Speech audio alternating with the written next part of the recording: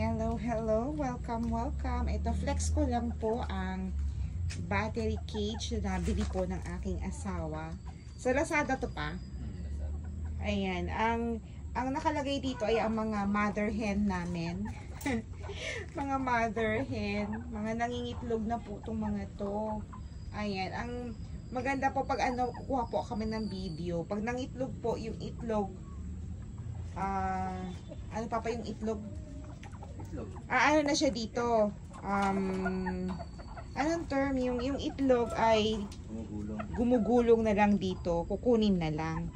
So, unlike dati kasi pakalat-kalat sila dito sa lupa. Kung saan-saan na lang pinupulot yung itlog. Ayan. Unti-unti. Ayan.